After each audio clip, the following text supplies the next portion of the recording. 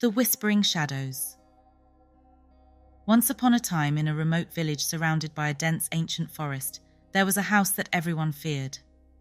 The house sat on the edge of the woods, its windows shattered and walls covered in creeping vines. It was known as the Black Manor. The villagers said strange things happened around it. Objects moved on their own, and whispers could be heard late at night, even when no one was there. One day, Emma, a young journalist, arrived in the village. She had heard the rumours about the house and wanted to uncover the truth. Emma was brave and curious, but she wasn't reckless. She spent her first day talking to the villagers, collecting stories about the manor. An elderly woman named Mrs. Hazel shared a chilling tale. Years ago, a family lived there, a mother, a father, and their daughter. One stormy night, the family disappeared without a trace. Since then, people have heard whispers in the wind, calling their names. Despite the warnings, Emma decided to explore the house. Armed with her camera, flashlight, and notebook, she ventured into the forest at sunset. The air grew colder as she approached the manor, and the whispers began, faint and eerie. Inside the manor, the door creaked open as if it had been waiting for her. Inside, the house was in ruins, furniture was overturned, and the walls were covered in strange symbols.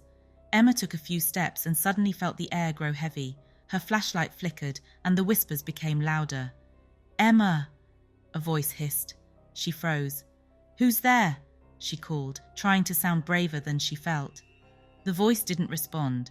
Instead, her flashlight illuminated a portrait on the wall. It was a painting of the family Mrs. Hazel had mentioned. Emma noticed the daughter's eyes seemed to follow her, but she brushed it off as her imagination.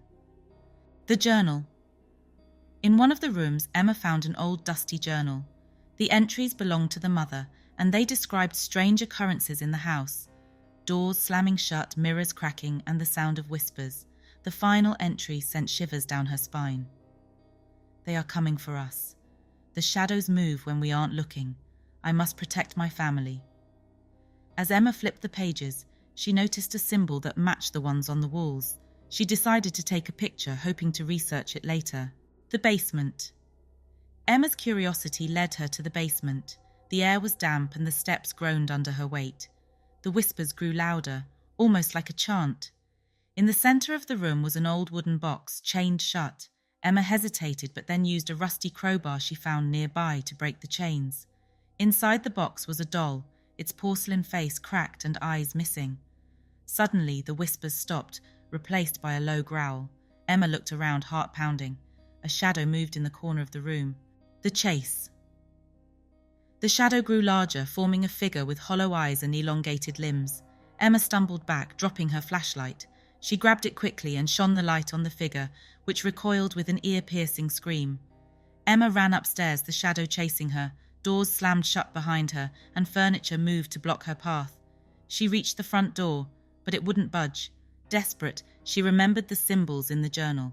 She drew one on the door with a piece of chalk from her bag. The shadow let out another scream and dissolved into the air. The truth. Emma escaped the house and ran back to the village. She showed the symbol to Mrs. Hazel, who gasped. "That's the symbol of protection," she said. "The family must have tried to use it to keep the shadows away." Emma later wrote an article about her experience, but she kept the most chilling detail to herself.